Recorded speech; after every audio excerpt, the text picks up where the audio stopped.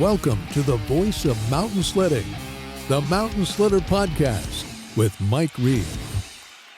All right, welcome listeners and viewers. Today we've got a pretty rad fella. He is best known, I would say, for snowbiking, but he's way more well-rounded than that. He's got a way deeper history, and we're going to dive into that today. So if you think you're getting back-to-back snowbikers in Regan Sieg last week and Cody Matechuk this week, Cody Matechuk is way more well-rounded than just a snowbiker. So stick around, and we're gonna tell you about his history, which is pretty cool. Cody, you and I met a few years back, I think on a Yamaha shoot where we were filming new model snowmobiles. But like I mentioned in the intro, you're probably best known for snowbiking and probably your X Games golds, aren't you? Well, thank you, Mike. First of all, thanks for having me on. In recent history, X Games and the snowbike thing, that was big for a while, and unfortunately, COVID kind of crushed that, so threw us into a transition period. So if you've been following along, the current venture is freestyle motocross. But yeah, for a while there, snowbiking, those were the days filming for Yamaha, the prototype sleds, being the first ones to see those. A lot of fun had in the mountains. There's pretty cool times when you get shipped a unit and you're the first people to see these snowmobiles. Like, they come secret to an undetermined location where the film crew and the athletes get, intertwined together to produce this really epic, just promotional piece to make everyone want to buy that next year's snowmobile.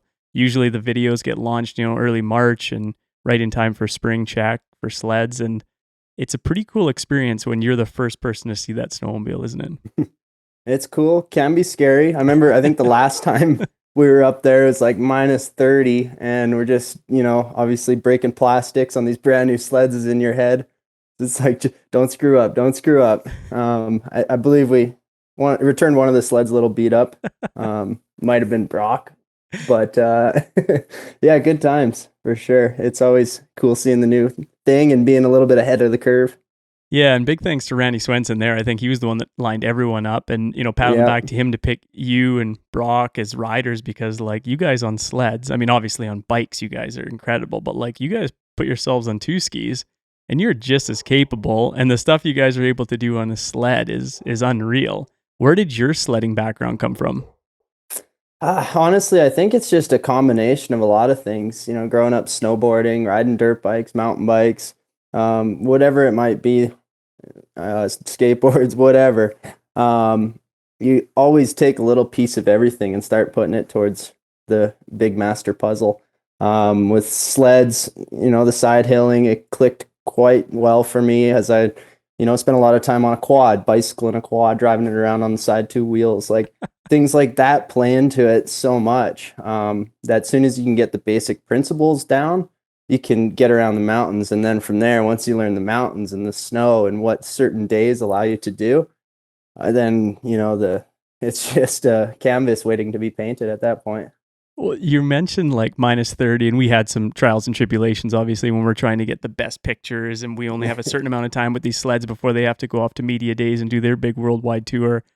What are some of the other challenges? Like you mentioned, in the back of your mind, you do not want to wreck these prototype pieces because they're one of one in the world. What else is going on during that film shoot that's maybe a little bit unique to other film shoots that you've been involved in? Well, you're always trying to ride, not necessarily balls to the wall. So you're trying to have proper form, hit your marks, be cool, collected, and just focus on getting the shot. And it can be, difficult with hitting old bomb holes, or whether it's, filming in the clouds and you can't see, hard communication.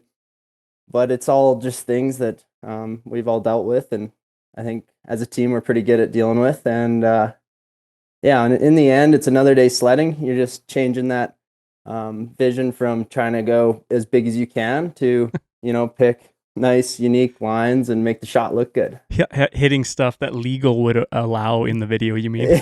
Yeah, that's what I'm trying to say. Yeah, that's the part where legal on the final edit is just they have the last say. They're just cut that, that's too big. We didn't see the landing on that one, cut that one out. But when it finally comes to, viewers, they get the, PG rated version, I guess. They're just dumbed down big time. And there's still lots of stuff left on the cutting room floor where you guys were going probably too big for what manufacturers want to see, but it's cool. One day that stands out really well is like we unloaded pretty high up on the mountain. They were logging pretty high up. And as we were unloading and kind of getting some shots ready of like getting geared up, I have a picture of you and you have like 2 inches of snow sitting on the beak of your hat when we were just sitting outside ready to ride.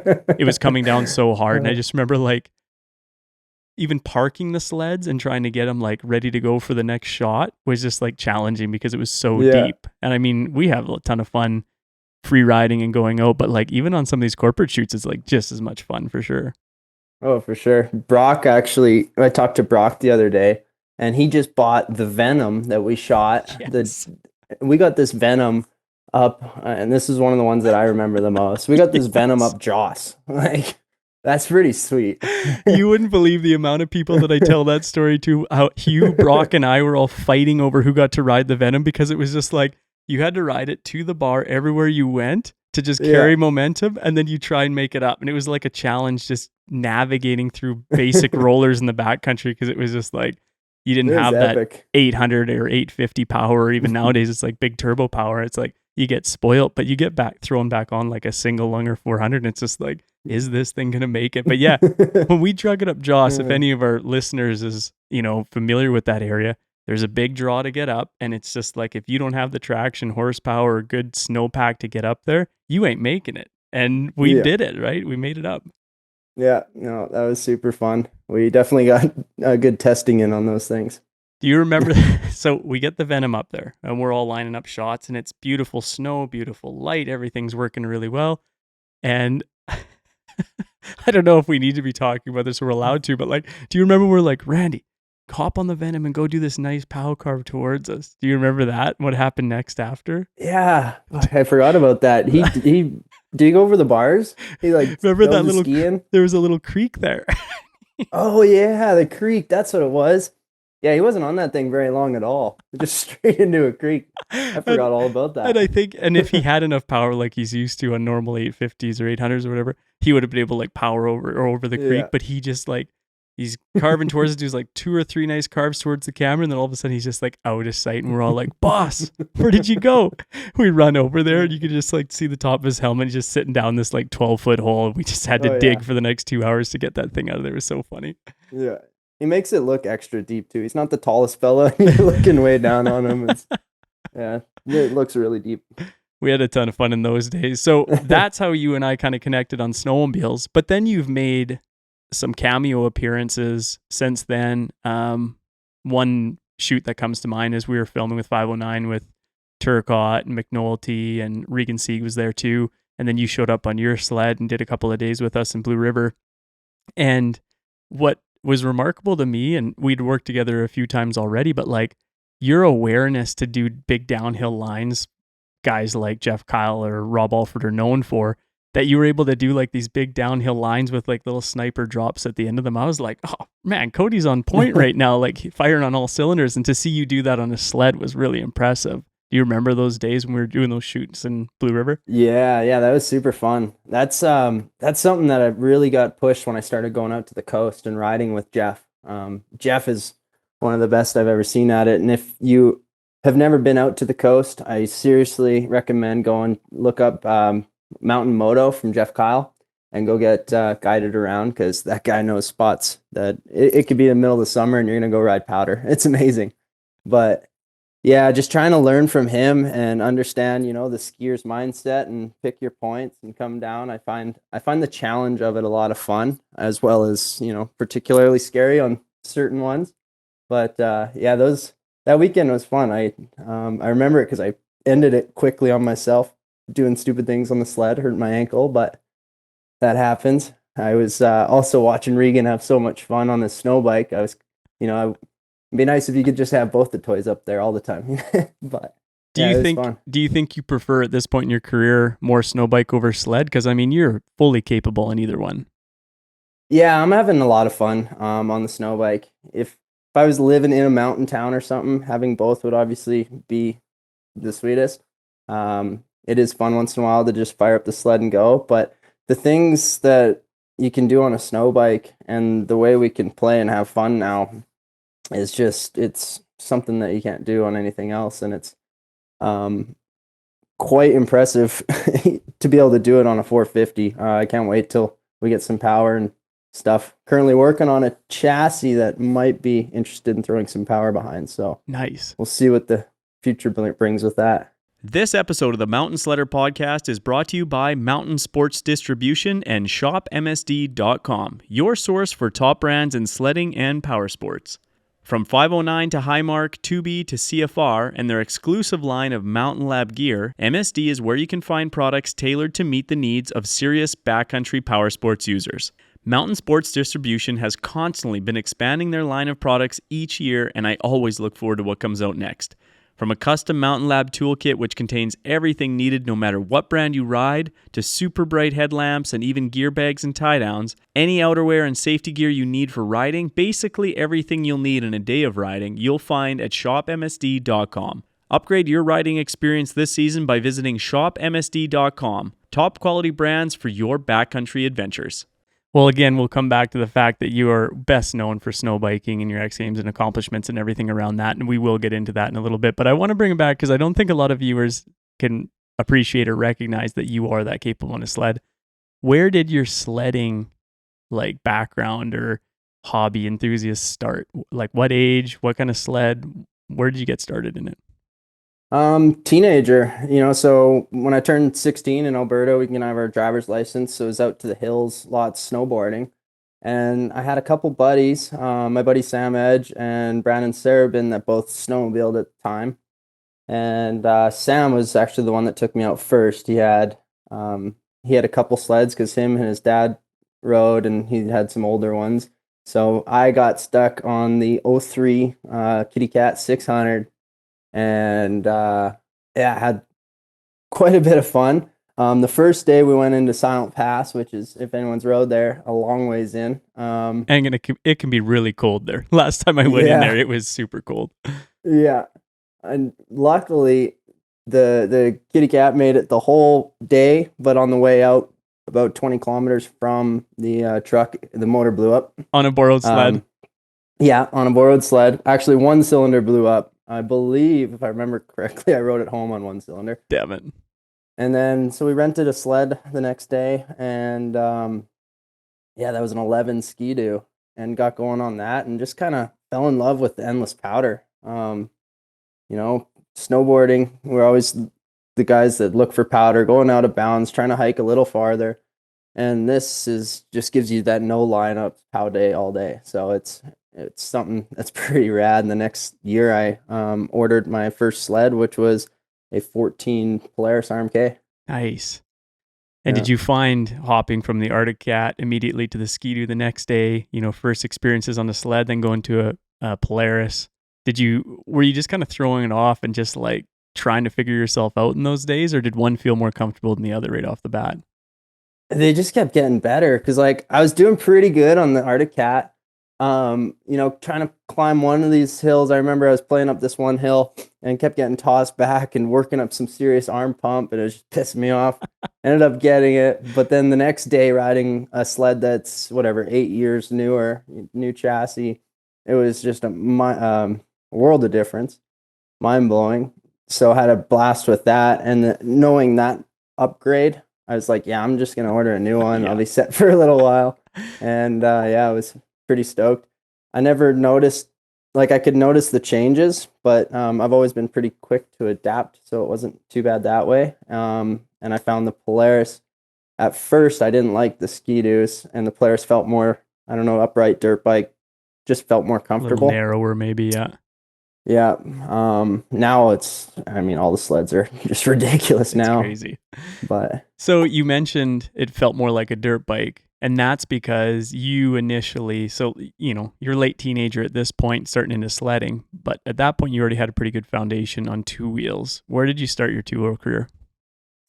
So riding at 3 years old, as soon as I could ride a bicycle onto a dirt bike, racing at 4, and rode minis, all the way up Alberta, BC thing, until 2006. 2006 was my last year racing full time dirt bikes, which was on 65s. And then 2007 was this gap year. And at the time, I was, because my stepdad was a professional road racer at the time, and he got me introduced to this club called the AMRA, Alberta Mini Road Racing Association. They operate at a go-kart track. And on this go-kart track, we race anything from XR50s to TTR 100s, you know, all those types of bikes. And then they also have two-stroke mini street bikes like an NSR 50, a YASR 80, I think it's called, little mini Grand Prix bikes. So I was having a lot of fun with that at the time and racing moto. And then in 2007, I had winter 2006 broken leg, beginning of 2007 broken collarbone. So it was kind of a gap year. Yeah. Where I got to step back from racing full time and just kind of make a choice, and chose street bikes. So 2008. And that's so unique to Alberta, like to where you're living. That's pretty unique. And I think it's because of that opportunity, your stepdad, right? Like he had his experience with it. Otherwise, you know, like you probably would have just went straight dirt like so many others did, right? For sure. Yeah. At the time it was all dirt, but then having this, you know, other carrot dangled in front of me. And it felt right. I don't know, something about it. It seemed easy, and it seemed at the time let me back up. Now looking back, I realized that I just like new things, but at the time it just, you know, it felt so right. Yeah. And I think it was, but went full time on the nationals in 2008 in SV 650 class. This was a spec V-twin 650 class. Everyone was on the same bike. And I show up there, I'm like 14 years old, 120 pounds. There's not much way to tune these things. We literally just load up the gas tank to get more weight onto the bike because they couldn't get light enough suspension. I had like spacer foam on the seat. Like it was quite ridiculous. Every time I'd turn, I'm like, the only thing on the seat would be my calf because I'd have to hang off so far. But man, it was fun, and ended up winning my first 2 national championships in that and amateur 600, and then it was on the pro. So where were you racing for that championship? Like where were the racetracks? So those are all over Canada. So it's Canadian National Championships. Calgary was as far west as we went because there was nothing west at national level. Yeah. Like Mission's a bit small to race. And then all the way to Nova Scotia, Shubenacadie. We had Ontario had a couple, Quebec had a couple. So cool. But it's bigger out east, isn't it? Like when you get out east, that's where like the big primary scene is, isn't it? Yeah, there's quite a bit up there, just with all the car guys, and they just have better tracks. We have Area 51 now down in the Okanagan, which is pretty epic spot. Beautiful facility. Yeah.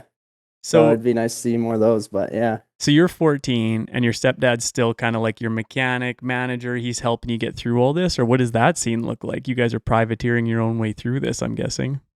Yeah. So in 2007 was his last year racing, under a factory tent. And then in 2008, because I decided to come on, we decided to build our own rig. So we were factory supported, but he bought a 50-foot trailer, which was half living quarters, half shop. And it was a big one. And we had a 4-tent, the big tents, the 10 by 20 tents, 4 of those stacked. So we got like a full semi grid. He's racing pro superbike with 2 super bikes. Wow. And then I was racing at the time, you know, the amateur. So I had 1 bike at a time. And we kind of, so we created our own team, Acceleration Racing. And the year I turned pro was the year he retired, basically. It just kind of, he was on his way out and I was on my way up, and it seemed like a good time. And he stepped aside, and I was able to race under the tent for another couple of years. Do you think he was worried about you putting pressure on him? He didn't want to pass the torch on the track. He wanted to do it off the track, or what? Yeah, maybe that's a little bit in the background for sure. So you went from kind of amateur to pro, and what do the pro bikes seem like? Like, what is that jump in technology and speeds and everything when you're racing pro? So racing amateur 600, that's pretty much the same as a pro 600. My motors were a little bit more built in pro, but the bikes are so good. It's kind of like sleds, you know, they're fast. The big jump is when you go into pro superbike, and the first time you race like a race 1000 or first time you ride one, it's Next a mind-boggling experience. Yeah, it's like your face is getting ripped off. It's fast. so gnarly. And then you pop out of the bubble at the end of the straight at 300 plus K, and you better be holding on because there's a lot of force there. That's wild. Like just the air force pushing you off the bike. Yeah, the aerodynamics. Yeah. That's incredible. So you guys get into a tuck, you go down the straight as streamlined as you can, and then you put out the brakes essentially to hit that corner and use yourself. And then you're dragging a knee, of course, as we've all seen on television, all that sort of stuff. So you're wearing the full leather get-ups with like the metal knee pads and metal elbow guards and all that. Yeah, little plastic pucks actually, and more for it's like a feeler. It kind of just gives you some notification on how far you're leaned over. Yeah, that's such a gnarly sport. What was like one of the gnarliest things that happened in that sport for you? Were you like, you always see on television like those gnarly crashes where the bikes are just cartwheeling, like yard sailing. Did that ever happen to you, or did you have a pretty clean career? I had pretty clean. I had 4 crashes in total. Nothing till I hit pro. I had 2 my first year and 2 my second year. Most of them just straight low sides, but I had one that was, there's always one. And it pisses me off in a way, because it's just a loss of concentration. I was going down the front straightaway. I just set my personal lap record of this place. This was actually at Calgary, Race City. And a bee flew up under my chin and into my helmet. And it's just like buzzing left and right. And I'm grabbing gears. And there's just, staring at this bee. Like, oh shit, what's going to happen now? And usually hit the brakes around brake marker 4. And I came to, it was brake marker 1. Oh boy. And it was kind of a, oh shit, panic. Hit the brakes, spiked them, went down right away. Put my hand down, kind of wore through my hand, and then just slid off the end. It was super high speed. Like I probably hit the pavement at 260. Other than my hand shaving, nothing else was hurt. So I was lucky that way. Definitely went for a tumble. The grass wasn't super smooth on the outrun, so it's pretty sore, but nothing too bad. That's so gnarly that you walked away from that. Yeah, it's pretty good. Road racing's crazy. Like those leathers, they really do work. You slide out, you're good. The ones you want to watch for are the big high sides where you get flicked and you come down. Those break bones. But on a low side, there's not much that happens. You're kind of just sliding with it. Yeah. It's almost like a sled. You don't want to get high sided. No one ever wants to do a tank slapper. Like it just does not feel good. Yeah. So you raced all across the country. Then did you go international at all? Did a little bit. My first international one was actually back in, 2012. When I was racing these minis, I went to Spain for this Metrokit World Festival, and 2 of us from Canada got invited. That was Canada's allotment. I was one of them. Sweet. And it was epic. I was like, was I 14? Something like that. I couldn't imagine. Was it 2012? It wasn't 2012. It was 2006. Yeah, that's how it was, way back. Spain at what, 14 were you? 12. Yeah. And we show up, and of course the local kids, they all got their bikes, but for the out of country kids, they had like stock bikes ready to go. And we show up, and they're uncrating in these things. Like they're brand new. Wheels aren't even on them yet. No, like they're pulling them out of crates, and we got to break them in the day before practice. And it's just like, holy shit. There's, I think there was 144 kids there racing. Oh man. And it was like, you get eliminated and you keep racing on. Ended up being in the finals and got 19th. You got 19th out of 144? Yeah. Wild, man. You did so good, especially on, circuit you've never been to, out of country. The culture is different, the food's different, the people are different. There's a language barrier with your mechanics, and you're just trying to set these bikes up. And no mechanics, just us and, me and Clint. That's it. Yeah. You just running around borrowing tools and trying to find shit. And like the kids, the bikes that were there, it was their top speed. I remember this, looking at top speed during qualifying, and they're hitting 180 kilometers an hour, and we were racing 72cc, basically, little mini street bikes, and speed 140, 40 kilometers an hour less on the straightaway. Like, you're fighting with these guys, and on the straightaway, it's like pass by four more. Pass, and then getting smoked again on the straightaway. Yeah. It was ridiculous. You should have just went up to one of the locals and just like, can I try your bike? Like, yeah, I'll give you mine. You can ride mine, but I want to try yours.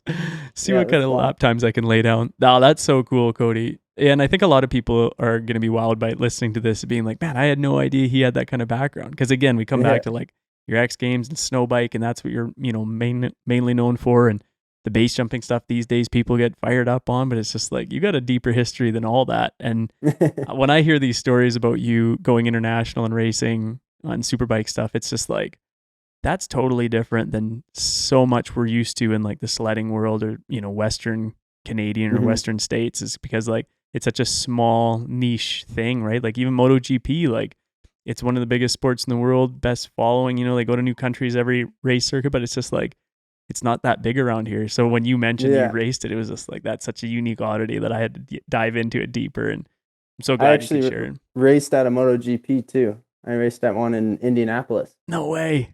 Yeah, in 2011 on Harley Davidson's racing. They had a support class, and this was the last year I rode, and I was racing this class up in Canada the whole year, and it's Harley Davidson XR 1200 Cup. So we're racing Sportsters, everyone on the same thing. Heavy, slow, brakes didn't work. It was chaos, but it was like me, Steve Crevier, Michael Barnes, Darren James, and it was just epic. J.R. McRae, RIP. And it was just epic time. And then this Indianapolis came up, and they were hosting a spec race. So Darren James and the boys got everyone together, and we got 5 of us. We got bikes down there, all custom painted with Canada Leafs and stuff. Come on. Yeah, it was super cool. We got, really rad photos standing on the old brick finish line and stuff. The Brickyard, yeah. Yeah, it was cool. They still race a lot of IndyCar. For a while, they were racing F1s and stuff like that there. They don't do that anymore, but IndyCar still has a big presence all month of May. They do the Indianapolis 500, but then before the start of May, they do the road course on that road course circuit that you're talking about. And it's so cool to come across that start-finish line through the Brickyard, over the bricks. Yeah. It's cool to watch all that. So did you guys like fly in, get treated like rock stars the whole time you were there, get, set your bikes, set them up, and like, or how's like a Canadian going down there? What does that feel like? They kind of gave us like, there's every person gets a garage, or every couple people got a garage. So I can't remember if we got 1 or 2 garages, not on pit row though, because that was, MotoGP guys. But we had our space. There was a crew of guys, because this was the Buell Harley Davidson team that Darren James was running. So they had their mechanics, and my dad was also, RMR Suspensions. He was doing suspension for them at the time, as well as me. And so everyone was kind of down there, and it worked out really well. Man, it was, cool. Obspiels was always also there. There's like 5 of us. And so we just team efforted it, and made it happen. It was a lot of fun. How did you guys fare up against the rest of them down in the States? Not too bad. I ended up getting 11th. Some of the other, I think Steve, I think did the best. Can't remember what he got. Steve and Michael were going pretty quick, but it was on Dunlop tires, and this was my first time ever running Dunlops, and I was super uncomfortable with it. I had a hard time getting used to the tires for sure. What was the other brand you were running before then? In Canada, it was always Pirelli. Pirelli covered the whole series, so. Yeah, it was weird. Like, never in my street bike career have put a different brand tire on pavement. So it was so new to me. It was weird. And would you say the Dunlops were a little bit slicker, not quite as grabby as the Pirellis, or what was the difference you find? They just didn't seem to have as progressive of a feel. So the Pirellis, I could really tell as they start to slip. And the Dunlops, had a hard time finding the slip point. It felt like it had grip. And it felt like it was just going to go at some point. And I was just having troubles finding the edge. Yeah. Yeah, it's like anything, right? I mean, you put a big, wide, slick tire on a car, and it's a fine point. It's a real peak of where you got all the traction to zero traction versus like putting an old, 50-year-old 205 tire on your car and then trying to rally that. And you know immediately where that breaking point is. And it's so rounded at the top. It's like, oh, this is a lot of fun. But yeah, that peaky, especially on a bike, must be a wild feeling to be like, I don't want to quickly get over that limit and then find it. And like you said, just high side yourself and be like, oh my God. Especially it's quite wild. I mean, the fastest way around the corner is 2-wheel sliding. So give that a thought. It's pretty gnarly. Was that kind of like how you guys learned? Was this like that sort of mentality of just like, you have to either be right, especially in a spec class, like you have to be pushing past the limit or else you're not going to be in that last 10th to get in the top 10 or what? Yeah. I mean, we're fighting for, hundredths of a second on the qualifying grids. Like the top 5, top 10, top 5 will be within a half a second or less. Yeah. And the top 10 will be, within a second. And these are like minute laps, right? Like you're talking 2 minute. Yeah, usually. wild. Yeah, that's minute crazy. and a half. Yeah. Yeah, that's pretty crazy to think everyone's within 5/10 after, a minute and a half. It's like modern day Formula One. Everything's just, you put a blanket over the whole top of the grid. So you started off dirt at the age of 3, then you went to, street bike stuff.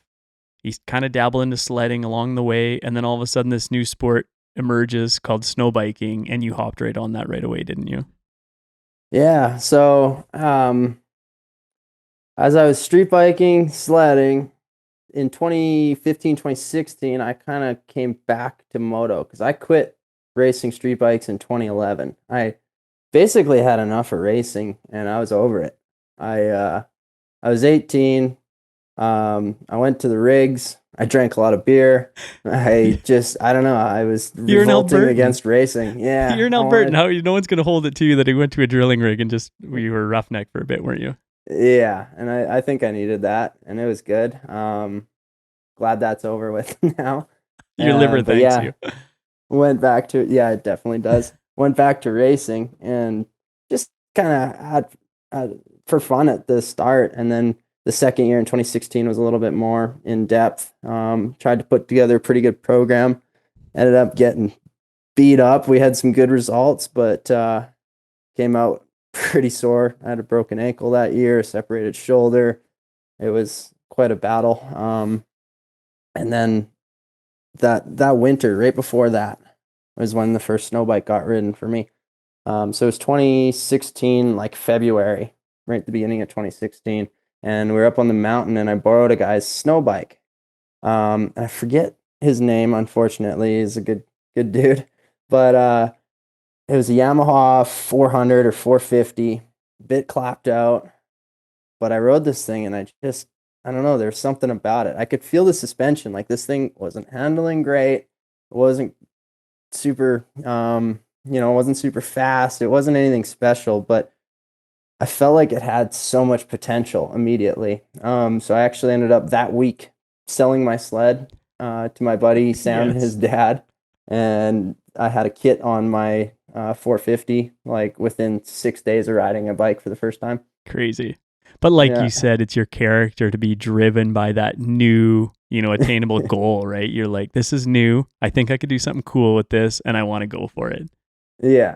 Yeah, that was exactly it. And at that time, Trax was kind of just starting and I knew Brock was filming for that and Regan, and I was really wanting to get into that world. So I remember going out and filming some stuff just with me and my buddies out in Eagle Pass up near, Twin Lakes, Pipers, is that the spot, Pipers? Okay.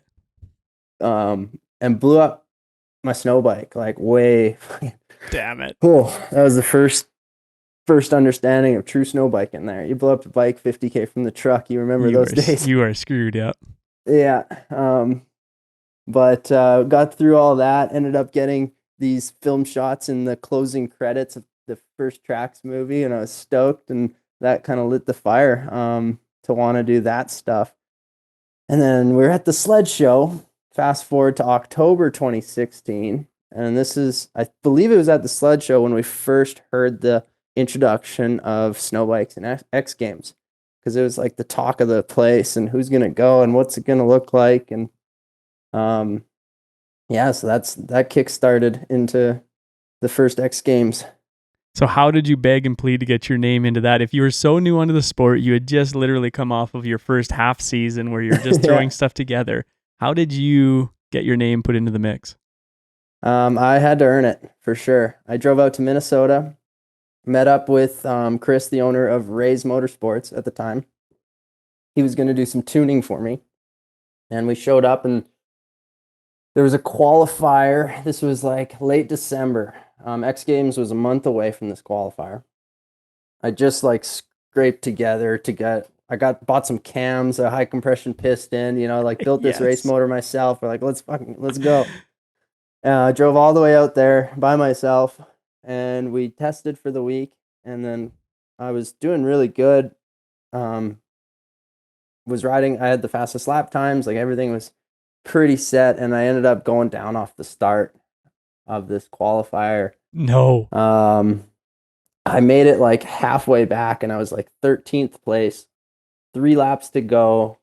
Red flag happened. No and way. We did a like one behind the other start, and I'm in 13th. I'm like, fuck, we got like, it might have been less than 2 laps to go. Anyways, raced like a bat out of hell. Put my head down, ended up walking away with third place, and they took 4 people from that race to X Games. So you were that earned close. my spot. That's so cool. That's such a cool story. So you could have missed out on the first X Games experience and maybe, reshaped your entire start to it had you missed out on that first race. That's so crazy. And where was that first race? Minnesota? That was in Elk River, Minnesota at ERX. Yeah. Nice. Was there a big presence the first time you came out to that? Like, was there just droves of people with these wild different types of snow bikes and kits and setups and everything? Or like, what did it look like in the early stages of those qualifying races? Well, they had pretty set rules as far as equipment goes. Your bike had to be somewhat new. It had to be a production kit. There wasn't anything crazy that way, but there was like quite a bit of moto guys. I met guys from Florida and guys from the East Coast, and just like moto guys. Yeah, it's my first week on. I just figured I'd give it a go. Like tons of that. So it was a pretty full race, and they, had to round robin it down to a final and go that way. And it was hopping for almost every year it was happening. Like it just seemed to be catching momentum. The snowcross series was doing good, especially in the couple rounds before X Games when I would be there, Brock would be there. Jesse was racing them all at the time. Jesse Kirchmeier, Josh Hill was coming out. We had some of the big moto guys doing some testing with us, and there was some really good racing happening. It was a lot of fun, and it was exciting especially compared to the sleds, because we're 3-4 wide, banging, taking people out. Like it was quite obnoxious. And how were you supporting yourself through that? Were you still working rigs through the summer and then you take the winter off? Or how were you like traveling out to Minnesota to test, tune, build these big bores, or, at least tune bikes and stuff like that? Like, how were you doing all that?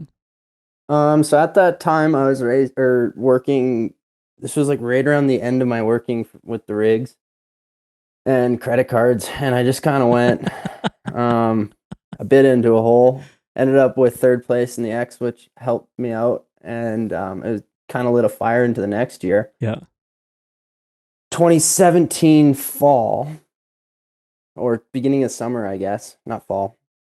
I was working a rig, and this was the last rig I worked. I worked for like a month, and it was really sweet. I didn't mind working the rigs when I was on my own rig and I was working up the ladder, but then my rig shut down and I was a year of hopping around rigs and back to just lease hand and doing my thing. And the year before, I met a guy named Jason Fagry and this great family down in Aspen that they led us onto their private ranch, and we did some testing and just ripped up their field. There's a couple feet of powder.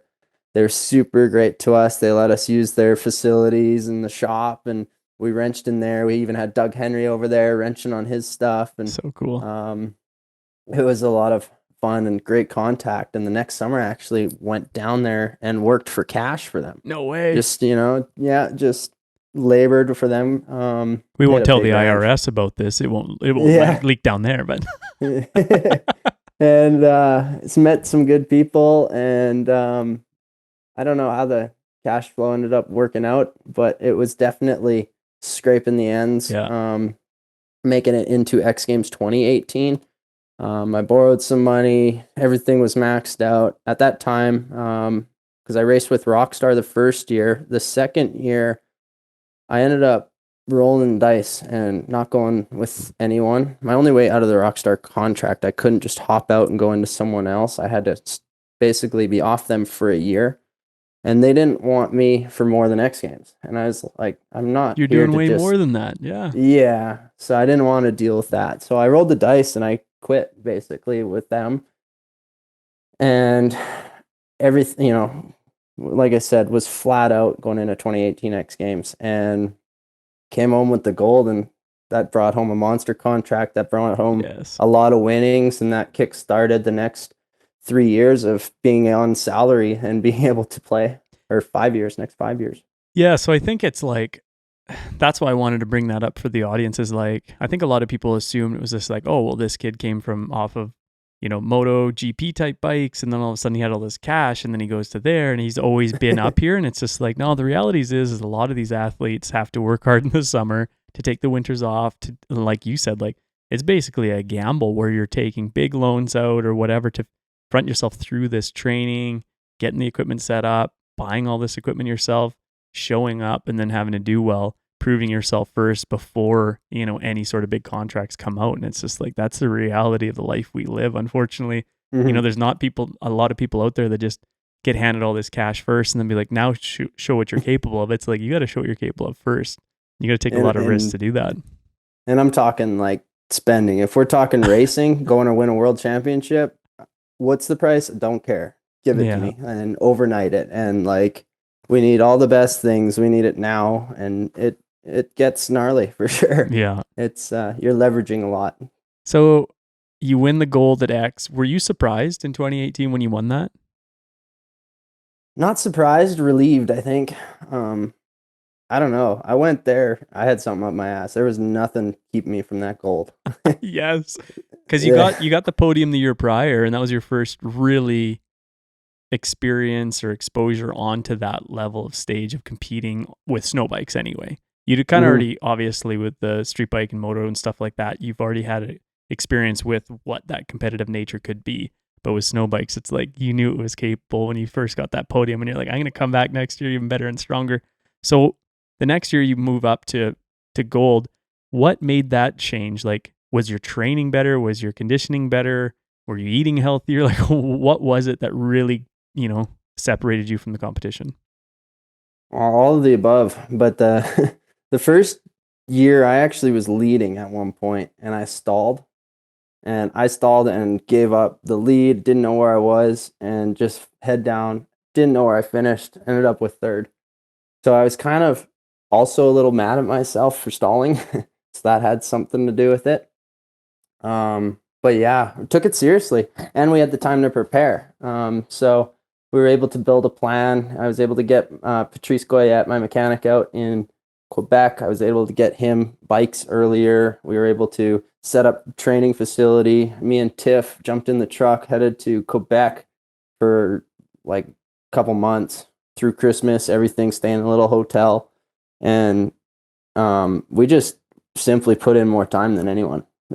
I was on a bike or in the gym or learning, and we were developing things. And at the time, Yeti, we were working strongly with them to make the product better. I was dropping off bins because headquarters is right out in Quebec. I was literally dropping off bins of broken parts. They'd be reverse engineering how I broke them, making them stronger. Like, we were truly building the modern day Yeti kit. And we just put in a lot of time.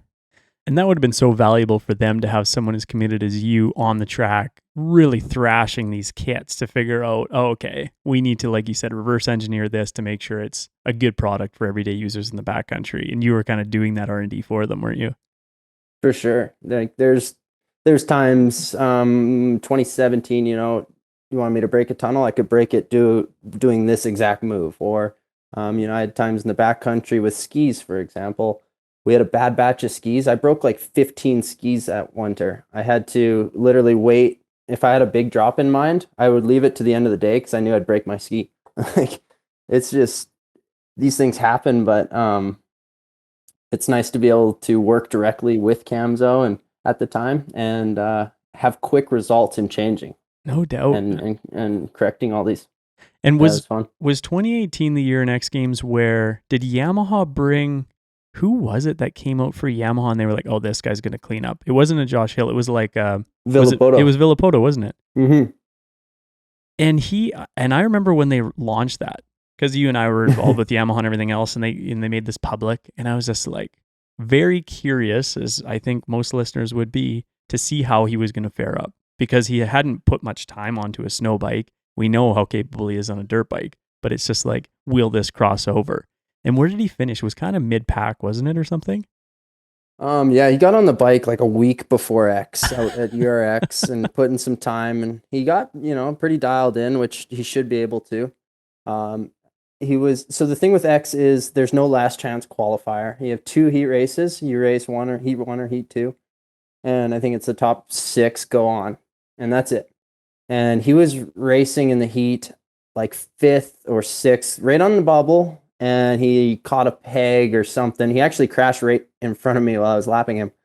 And I watched him crash, and that put him out of it. So he actually never got to race the main, unfortunately.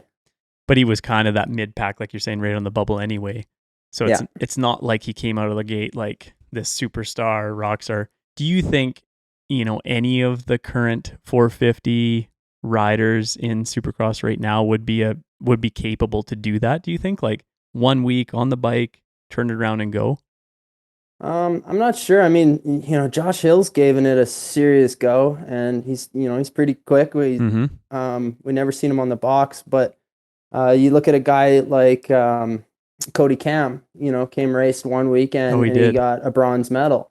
So to me, you need to be some sort of snow guy. You need to have snowmobile, snowboard, snowcross, some sort of experience, because you can gain a lot of seconds on a track knowing, you'll lose a lot just by being 1 foot to the right too far. Yeah. If you're not hitting the right snow. To be able to read that snow is more valuable than being so conditioned on a bike, maybe. Yeah, you're probably right. Yeah. Obviously, if Cody Cam. So for listeners out there, Cody Cam's still racing in Snowcross Series, isn't he? Out east. Mm-hmm. And a pretty accomplished Polaris rider. He's been X Games lots. He's got a great style. I love watching that guy ride Snowcross. But that's cool. I never knew that he finished podium on the snow bike. That's cool. Yeah, he did really good. The only dirt bike guy that came in and just killed it pretty good was Colton that first year, Colton Haigh. Right. He ended up getting second that first year, but the first year was pretty much just riding around on an ice rink. It was tough conditions. Ridiculous, that track. Yeah. So you do really good at X Games, and unfortunately, they don't have motorsports anymore in X. So where did you start putting your focus then after that?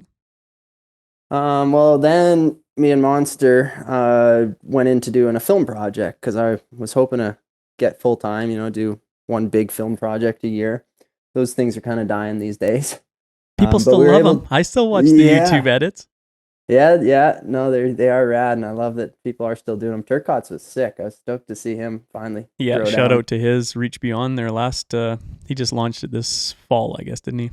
Yeah, that was rad. It was cool to put that together. Pascal Gallant and I had some troubles that year. We actually didn't even finish filming until June, because there was no spring that winter. I was there all of April waiting.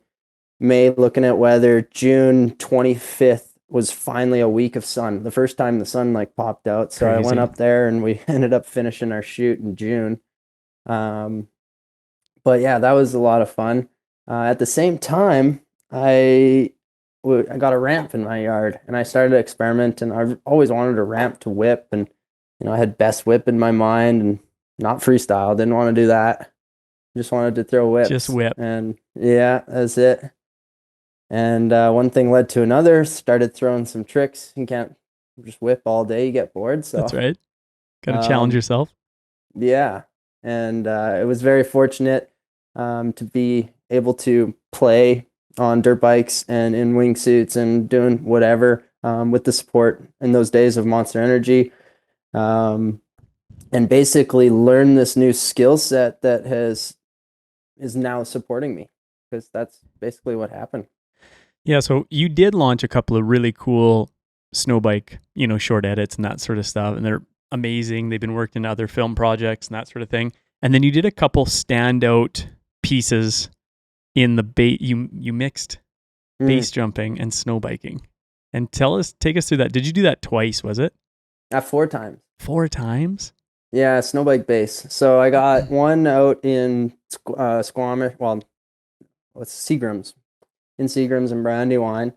The third one was in Brandywine also, right at the top of Chocolate Bowl at the Fee Lookout. That one was wild. They're all wild, but yeah, we got one off Raft Peak. Right behind Turcotte's house, or his old house. Turcotte stomping ground. Yep. Yeah, and then one up in Rundle, or not Rundle, Rutherford. Yep. So 3 on the West Coast, 1 in more the North Thompson interior. Yeah. Take us through what those So if people haven't seen it yet, they can go search YouTube, and they've got millions of views, I'm sure. But absolutely death-defying stunts to just rally this snow bike in the backcountry off of a massive cliff. First off, how high do they have to be? Does your bike have a parachute? And how do you release your parachute? Take us through it. Well, yeah, these are all huge questions that I had no idea the answers to. There's one guy doing this, Moto Base, Bradley Slums, down in the States. So I had some videos to go off of. I talked to him a little bit, but basically, I worked with my parachute rigger here in Calgary, and I handed him my paraglider round reserve, and I said, I need one of my seats for my dirt bike. I seen you need to fit this into this, and it needs to be able to work. So we developed it over 7 or 8 months, and I remember stressing because we were in Japan just before I did the first one, filming with Trax, riding snow bikes over there. And I was like, fuck, I gotta go home and I gotta do this. It's been 8 months and this is the time. It's all boiled down. And there's not much science that can go into it. It's me, my imagination, a couple, some knowledge from, some people within the industry of parachutes on their thoughts. I hung my bike off my forklift to see how the tether system would hang. And I got it down to a point where I knew I would be safe as long as my bike didn't stall or do something stupid. But if I went off the jump, I knew I would be safe. Wasn't sure on the bike because there's not really a way of testing that. So it was attached to me in a method that can break away if anything gets caught, so it doesn't drag me down. So if worst case scenario, bike goes away, and you'll figure that out later. Yeah, right. So that made it, pretty easy to say yes to after the safety things checked off. And then, the first one was basically finding a big cliff. I was looking for anything over 300 feet. We found a 350 footer. And when you say 300 feet, that sounds really small, but you're talking 300 straight vertical right from the takeoff, and not your total distance out then. Yeah, it was 340 feet straight down lasered. And if you go out at any kind of degree, you're 400 feet, 500 feet. So the bike landed, it kind of blew back into the cliff, but it landed, let's say 100 feet horizontally from where I took off, which is almost straight down from where I opened it. But yeah, from there we kind of, based on video and looking, we kind of was able to sort out where my opening height could be. And we actually ended up, Raft was bigger because that's just where it was, and it was a huge ass cliff. That one was big.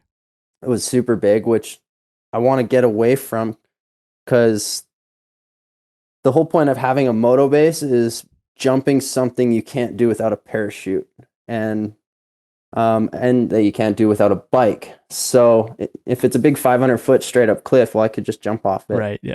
So we wanted to start working the hills, which is what the top of Chocolate Bowl Lookout was. That's a 50-degree slope.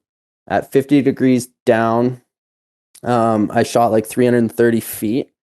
And I was typically opening about within the 45-degree horizon. I was opening above it. So I was like, I got 5 degrees for the bike, and I got a good amount of margin for me if I hit it fast enough.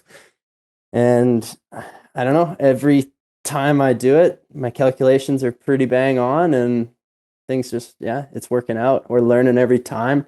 There's definitely a lot of math that goes into it, a lot of time spent thinking about it, and it's a difficult task, but it's a manageable task. Like you mentioned, the slope, the distance out, how fast you have to be coming off of that lip to be able to carry yourself out far enough to give yourself enough time? Well, as you know, in the backcountry, we don't really do anything in kilometers an hour, so I go fourth wicked. Yeah. Yeah. And then Which is fast on a snow bike. Yeah, just kind of fifth can bog out if you get G outs and stuff. So fourth is a great gear for hitting big jumps. And then I'll make my takeoff ramp pretty mellow, so it's not too bucky. My second one, I actually got bucked, and my bike went so vertical, I tagged the rear bumper as it passed, and it almost didn't open in time. Crazy. So, trying to manage those takeoffs and learn and keep living. Yeah. You say there's no way to test that, but then you look at, like, you must have seen this because this went viral. Tom Cruise doing that moto base on the newest Mission Impossible, which launched like this year or whatever. But I look at the rigging and the setup on that, and then I look at what you're doing, and I'm like, well, I know it's possible to do what you're doing, but then you look at his, and it's like scaffolding for what looks like a kilometer off the edge of this like 2,000-foot cliff, and he did it time and time again. But you don't have nothing nearly that luxurious. Did you see the foam pit they were jumping into? Ah, geez, yeah. Yeah. Does that disgust you to see that? You're like, okay, guys, come on. Yeah, it does. I mean, hats off to Tom, and he's it's cool. He's a fighter jet, and he's an amazing dude. But like, doing that way, it's very corporate, and it's not the way to do it. He wrecked like 6 or 7 bikes. Like, they're just yard selling these bikes down in this canyon, and it's hard to watch. So you started doing what do you call it? Moto base. Is that it? Yeah. So moto base, yeah. But that came from your love for another new passion, which was base jumping, right? Did you start doing like traditional, what's it called, where you just like jump out of a normal airplane, and then you started doing base jumping after that, and you kind of liked them all, and now you've progressed into is it proximity flying? Is that what you call it? Yeah. Like, now you're doing the squirrel. Flying, the terrain. Now you're doing a full squirrel suit, and you're just like cruising through treetops. It's progressed to that point. But where did it all start? Like jumping out of airplanes, just doing normal skydiving? Yeah, everything starts with a skydive, and that's what I like to tell everyone. And anyone listening, if you've ever thought of a skydive, I recommend it. At least go once. It's an amazing time. But I was in high school, teenager, and when laptops became mandatory. So obviously YouTube all the time. How young are you? Laptops were mandatory in high school? We still had binders, 2010 or 2009, something like that, they came in. And I just started watching YouTube, and wingsuit base I found. And I was just like, I'm going to do this one day. So when I was 18, I waited a couple months trying to get friends together. No one wanted to do it. It's expensive, blah, blah, blah. So I went, and I was coming off break from my rig, and I booked my tandem, my first jump course, and my first 5 levels of my training. And I showed up. I was like, let's see how far we can get. It ended up taking a few weeks to get through them all. But I was pretty much just hooked before I even did one, and wanting to learn. And the first 3 years ended up being pretty slow as I was going by myself. I ended up like only getting like 35 jumps in total. But then one of my best friends from high school, Ty Babcock, started jumping with me, and we started raging, doing like 100 to 150 jumps a year. At 200 skydives is when it's generally acceptable to start base jumping. And it's also the time that you start wingsuit skydiving. So I stayed right with that. My first wingsuit skydive was jump 197. My first base jump was around jump 203 or something. Yep. And then those paths happen. Like, you start learning the world of base, and you start learning the world of wingsuit skydiving in a safe environment. Yeah. And And it was actually 7 years from my first tandem skydive till my first wingsuit base jump. And now we've been wingsuit base jumping for like 5 years, something like that. And when you're wingsuit base jumping, just to give people an idea of it, like you've been posting videos where you'll go out near Banff or wherever in the Eastern Rocky Mountains. Not National Park. Nope, that's right. And you'll huck yourself off, and then you'll go so close to the ground, it'll make most people sick to watch. Like you are just skimming the ground, and then you flare out, kind of lose some speed, pull your chute, and then come into a land. All safe, and you're just happy as a clam. Yeah, that's pretty much covers it. Do you think I watch videos or films like the Don Wall or Free Solo and things like that with Alex Honnold. And he's got this, I don't know what it is about him, but part of his character just never really gets fired up on things. Like you'll see him, whatever it is, 1,200 feet up on this cliff face, and he's just cool as a cucumber, going to make these moves. And just watching that film, I'm like sweating up. And I'm like, oh my God, man, what is going to happen here? Do you think after doing like an adrenaline rush like that, you come back to your car or truck or whatever, and you're just like, okay, that was good? Or are you like still fired up or thinking of the next one? Or is it something about your character that you just want that adrenaline rush? Things change as time goes on. You know, when it was all new, it was like, let's see how many jumps we can get. Yeah. We're going to smash them out today. Pack, yeah. hike. And now it's more trying to get quality than quantity, I would say. At the end of one though, it's pretty relaxing in a way. It's like a form of meditation, and you come out of it just, well, hopefully it wasn't a scary one, and you come out of it just super stoked on life and content, I like to say. Lately with the wingsuits are generally pretty big hikes, 2 to 5 hours, so you're not ripping multiple laps, not very often. So it's generally one a day, come back, lots of stretching. You know, we're hiking multiple hours every day with 25 pounds on our backs, and it starts becoming an experience the whole thing becomes an experience rather than just the jump. Yeah. And that's what I'm noticing now. And just trying to, be one with the mountain and flow down the mountain like water and find these reliefs and just look at it like skier and just blend all these different things through life into my wingsuit flying.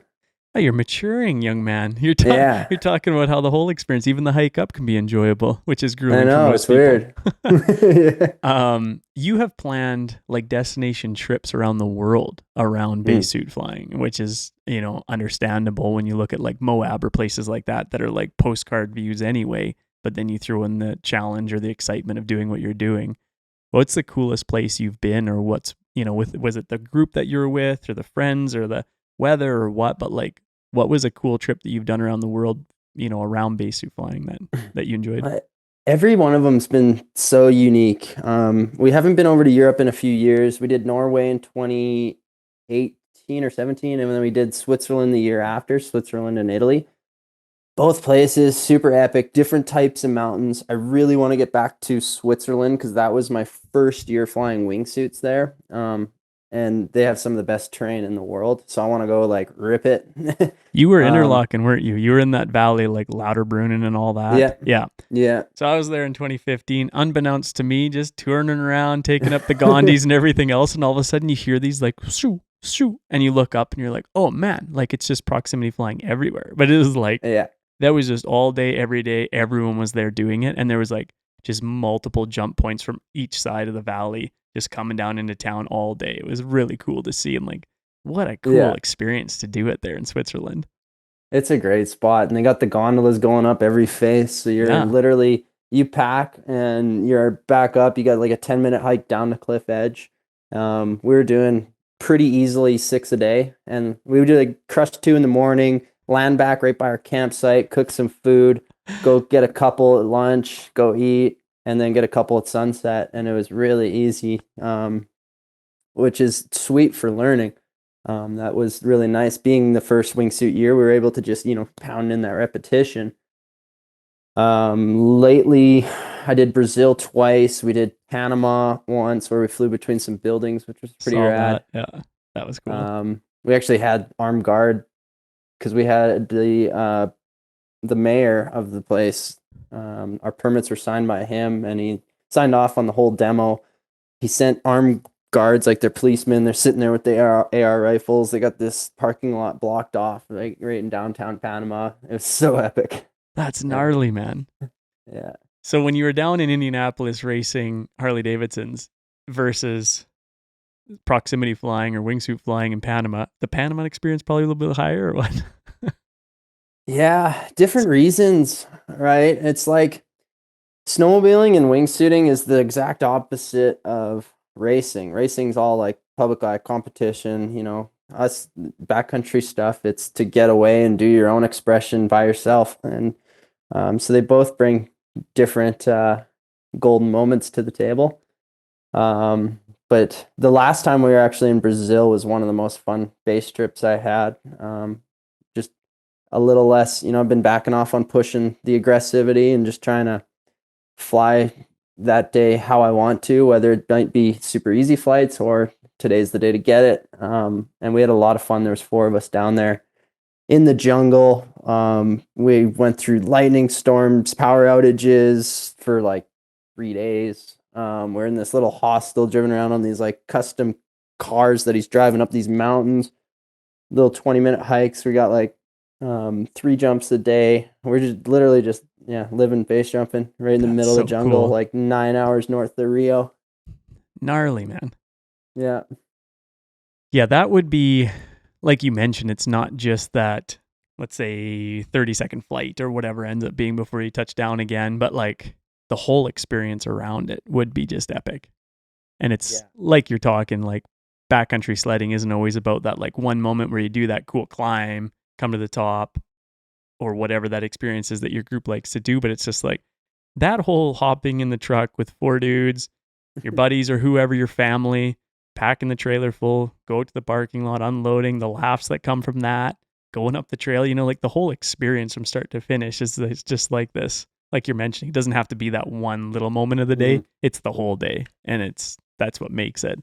So you're the type that likes new experiences. You can tell from your history.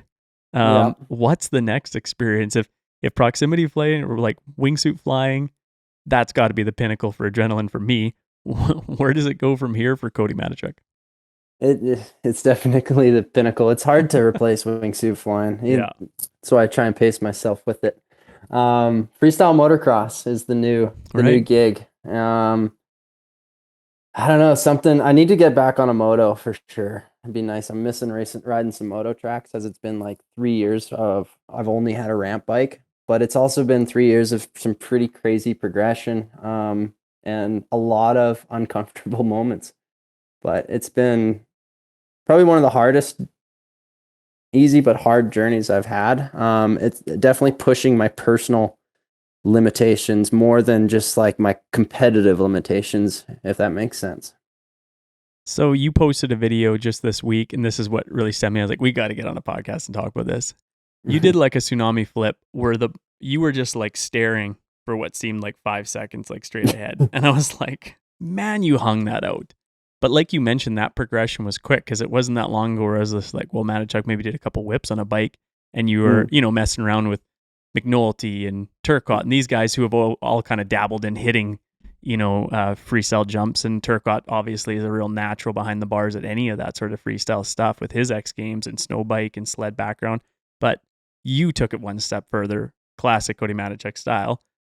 How did that progress and happen? Was it just having the ramps in your backyard, just training, pushing yourself, or were you surrounding yourself with a group of like, more elite riders and really like, oh, that's where the level I need to be today, or what was it? Yeah, it was super nice riding with the people around here. So Billy Kohut and Morgan Kalazak, they're both, Billy's Didsbury. He's got an airbag. He got me my first show, got me introduced to Keith Sayers and got me into working it. Morgan, he's been riding freestyle professionally since he was 16. Both the boys, flip. They've got all the big tricks. And these are the guys I was riding with every time I'd ride. So pretty, naturally you become who you hang out with, and was able to link together my first flip out at Billy's house on his airbag, which was a gnarly day because the only time I flipped a dirt bike was off a super kicker to a square bag like a couple years before. And then I ended up just pulling back on this 75-foot gap to a wedge bag, and got 4 in that day. And I think that was like 3 years ago now. Or this might be my 3rd season flipping, something like that.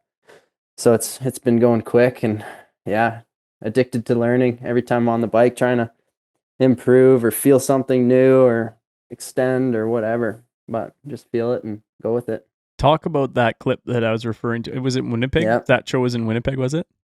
Yeah, Winnipeg at Canada Life Center there at the NHL arena. Really nice arena. So you've got a lot of eyes on you, big audience. You guys are doing dirt to dirt, or was it dirt to bag? Ramp to bag. Yeah. So ramp to bag, and what kind of gap is it? 70 feet. Okay. These bags are a little higher than the mobiles, but they've come in a little bit, but yeah. 70-ish feet. 70 feet. The roof was high on this one. Some of the arenas we got into, they're super narrow roofs or super low roofs. You're dealing with that, but this one was nice and big, and we've been riding every weekend for the last few weekends doing this series. So these tsunami flips have been getting a little bit better, starting to relax into them.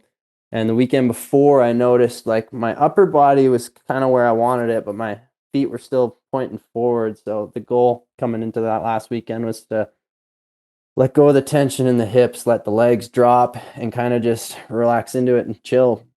Because I knew I was coming back early. I was still like over rotating.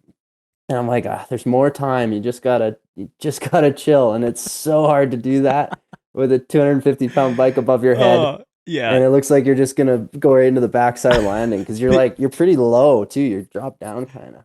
It feels like when you pull back, you like actually go up and around, The description of chill in a tsunami flip is just like the last thing I think about. But you have to, you're right. You just have to like be in that moment, know that it's going to come around, look straight ahead, and just like, yeah, it'll finish itself off. I've got enough inertia in the back wheel and the bike itself. And as long as you got your shoulders don't dislocate or something, it's just like, get yourself back over it. But man, it's impressive. Like, I don't know what it is about that trick, but like when the bike is completely above you and you're just straight up and down standing there, it's just like, people have got to check out your Instagram because it's unreal. Like, it's a cool clip. I think it's just the commitment to it that really makes it everyone go because it's not super technical. There's a few points on it where it needs to be right, but all you really need to do is get that bike looped out enough. And this is one of the things where coming back early on it actually makes the trick a lot harder. You start fighting the rotation, and you actually will under rotate because you need your bike to get looped out quite a bit. Because when you start snapping back, it stalls your rotation for a second. So you want to get that bike finishing as far as it can before you snap it. But it's definitely a mind trip. Like the first time I seen the landing in a a Superman flip or whatever, first time I actually caught eyes before I flipped was almost a year ago in June, right before Stampede. And so since then, I've been catching glimpses and, taking it a little farther, looking at it a little longer. But it is definitely a scary commitment level, just staring that down. We saw some other Monster Energy athletes like Turcotte in X Games doing massive tsunami flips, and others before him, like Bodine comes to mind, or others, like Levi Lavallee, I think, has poked out big tricks like that. But do you think it's scarier with a 550-pound sled or a 250-pound dirt bike? I couldn't imagine on a sled, honestly. Like, could you imagine flipping it and riding it? It makes sense to me. The thumb throttle still screws me up when I ride a Monster. Like just more the control over the sled, like more just the bar than being unfamiliar with that side of it. Yeah, that gets me more scared. The nice thing about sleds, I flipped a sled once, and I know by the feel of it, that track will pull that sled around. The you inertia don't need is to do crazy. Shit. Isn't it crazy? The weight of that track? Yeah.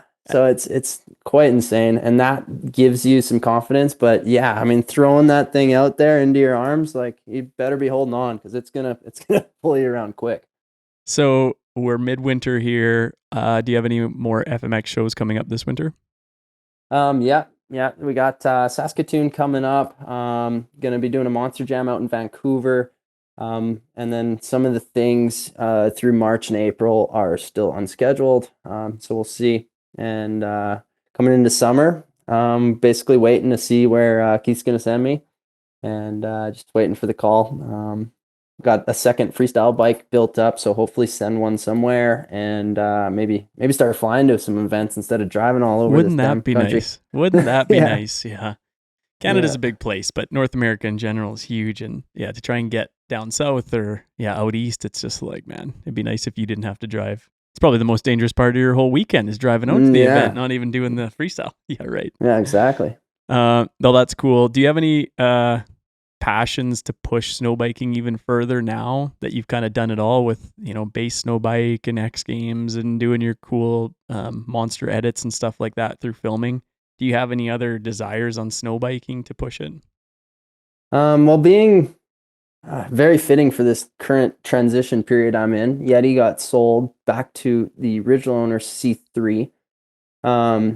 Great guys, still working with them with C3, kind of doing my own thing right now, doing some product development with another guy in the States, and basically just experimenting and taking some time to enjoy snowbike for what it is. I'm not filming any projects right now.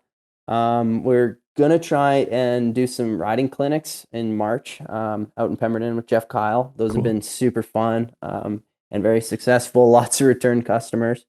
But we'll see if the rain. I hear it's raining out on the coast. I know. So I don't know. Keeping the calendar open and ready to take on whatever comes. And how about proximity or base jump flying? Are you doing any of that? You got a big trip or anything planned throughout the winter or spring? Nothing right now. Tiff and I are actually taking off to Mexico pretty soon to go visit. I got a company that I'm involved in down there, Sun and Sea Adventure. So we're gonna go down there, check out the operation, do some scuba diving and some adventuring. Check out some property there because we're doing some development down there. Some exciting things to come. So if people were booking a Mexico trip, what should they look up? What's the website? Yeah, Sun and Sea Mexico. That's our adventure side. We got a couple boats, fishing, snorkeling, island tours, mine ruins, whatever you want. We do it. And where's that out of? Where's it based out of? Puerto Morelos, right south of Cancun. Cool. So you fly into Cancun and go south from there. Yep. Yeah. Nice. I'm gonna start booking right now. Yeah. Nice little family getaway. Hell yeah. The perks of being a partner in a Mexican business like that, tourism venture, is just the fact that you get to go down there and enjoy it when you're checking in on the operations. Yeah. Oh, that's cool. Going down for business. Maybe a golf round or two. Yeah, that's right. You got it made. Well, Cody, thanks for hopping on. I know, you're busy. You got to get back to training, making sure you're sharp for these next shows coming up. And I can speak for all viewers to say, like, I am stoked to see where your FMX, keeps pushing, because that tsunami flip I saw last week was just like cool to see. And I know FMX is well beyond that, but it's just like to see you progress into some of those more challenging tricks is really cool to see. So I'm excited to see what comes. Thank you. I appreciate that. And thanks for having me on. This has been super fun. Big shout out to Yamaha, Scott Sports, keeping me going. And stoked to get riding. It's so weird riding dirt full time these days. Like, shouldn't be happening. Being a Canadian kid, it doesn't happen. So you should be shoveling, not riding dirt. Yeah, exactly. Yeah. Cool, buddy. Well, maybe if we do get some snow here, we'll talk you into coming out on your snow bike and hanging out for a few days with us too. Yeah, that sounds rad.